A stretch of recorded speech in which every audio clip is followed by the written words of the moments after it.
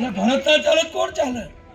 તમે આજકાલના આવેલા, આજકાલના કડીને જાણતા થયેલા, કડીમાં તમને કંઈ ખબર નહીં, એ તમે અમને શીખવણ આપશો કે ઘણા લોકો ઘરની ખીચડી હોય ને, આપણી ઘરનો શીરો ખીચડી જેવો લાગે, અને પારકાની ગંધાતી ખીચડી એ એમને માવા જેવી લાગે.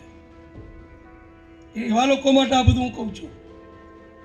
પૂર્વ નાયબ મુખ્યમંત્રી નીતિન પટેલ આ કાર્યક્રમમાં જબરા બગડ્યા. કડીમાં નગરપાલિકાના લોકાર્પણનો કાર્યક્રમ હતો. આ દરમિયાન નીતિન પટેલે સ્વીકાર્યું કે ભાજપમાં પણ જૂથવાદ તો છે. એમણે મંચ પરથી પોતાનો બળાપો ઠાલવ્યો અને વાત કરતાં કરતાં એ વિડીયો એટલે વાયરલ થયો કારણ કે નીતિન પટેલે એવું બોલ્યા કે આજકાલના આવેલા મને શીખવાડે છે. કોણ છે આજકાલના આવેલા અને કોના માટે નીતિન પટેલે આ કહ્યું એની વાત કરવી છે આજે. નીતિનભાઈએ જાહેર મંચ પરથી ખુલાસો કર્યો અને કહ્યું કે ચૂંટણીમાં મેં કહ્યું હતું કે ભરતને મદદ કરો. મને કહેવાયું કે ભરત ન ચાલે. આજકાલના કડીને જાણનારા મને શીખવાડશો? મને જેટલી ખબર છે કડી વિશે અને હું જેટલા કાર્યકર્તાઓને ઓળખું છું એટલું તો કોઈ જ નહીં ઓળખતું હોય અને મને વધુ ખબર પડે છે. કોઈએ ચમચાગીરી કરવાની જરૂર નથી. સાથે જ તેમને ઉદાહરણ આપતા કહ્યું કે મહેસાણા જિલ્લા ભાજપ ઉપપ્રમુખ ભરત પટેલ નીચે બેઠા છે અને અમુક લોકો કહે છે કે મને મંચ પર ન બેસાડ્યા. અત્યારે ઘરનો શીરો ખીચડી જેવો લાગે છે અને પારકાની ગંદી ખીચડી માવા જેવી લાગે છે. તો નીતિન પટેલે શું કહ્યું તે સાંભળીએ. હા, તમે એમના માનતા કે મેં એકલા કડી માટે કર્યું છે. આખું ગુજરાત ધમધમતું થઈ ગયું, સ્વચ્છતા વધી ગઈ, ખાબોચિયા પાણીના ભરાતા હતા, સોસાયટીઓ મચ્છર થતા હતા, બંધ થઈ ગયું, બાળકો રમતા થઈ ગયા, સાયકલો ચલાવતા થઈ ગયા, સુંદર બધું થઈ ગયું. આ બધું ઘણું કર્યું છે. આ દાખલા એટલા માટે આપું છું કે ઘણા લોકો ઘરની ખીચડી હોય ને, આપણી ઘરનો શીરો ખીચડી જેવો લાગે, અને પારકાની ગંધાતી ખીચડી એ એમને માવા જેવી લાગે. એવા લોકો માટે આ બધું હું કહું છું. આ જે થયું છે એ ન ભૂતો ન ભવિષ્યથી તમે સમજી લેજો. બહાર બેસો કે 10 મિનિટ, તમે બહાર ગયા ને 15 મિનિટ બોલાયા કે તમારા વિરુદ્ધની અરજી રદ કરવામાં આવે છે, તમે મતદાર ચાલુ રહેશો.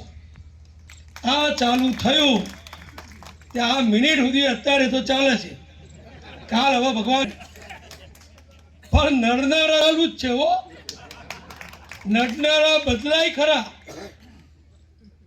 એની પાછળ વાળા બદલાય, આગળ જઈને કગર્યું રજૂ કરનારા બદલાય, પણ સત્ય, સાચું, હકીકત એ હંમેશા આપણી પડખે રહ્યું છે. ભગવાનના આશીર્વાદ પડખે રહ્યા છે. એ ભાઈ ત્યાં ઊભા હતા કે આમની ઉંમર નથી થઈ વગેરે વગેરે. કોકે આપેલું હોય, એની બુદ્ધિવાળું નહીં. આ બધું મોટા ભાગે શું થાય છે તકલીફ, મારા મનમાં કંઈ ના હોય, કોક મને પકડાઈ દે. પણ કોક પકડાવો તો આપણી બુદ્ધિ ભગવાને આપી હોય એનો ઉપયોગ કરવો જોઈએ, એને તપાસવું જોઈએ, પછી આગળ વધવું જોઈએ. અને આ વખતે ચૂંટણી મેં કીધું ભરતના કંઈક મદદ કરો, કે ભરત ના ચાલે. લો, એટલે ભરત ના ચાલે કોણ ચાલે? તમે આજકાલના આવેલા, આજકાલના કડીને જાણતા થયેલા, કડીમાં તમને કંઈ ખબર નહીં, એ તમે અમને શીખવણ આપશો.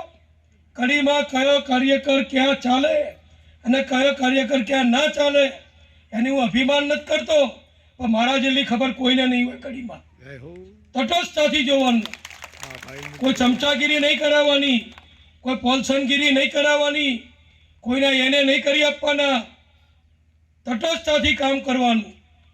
નાગરિક બેંક આપણી તો કમર નહીં લાગે, પણ એવા લોકોની સામે મને પ્રજા મારી જોડે છે.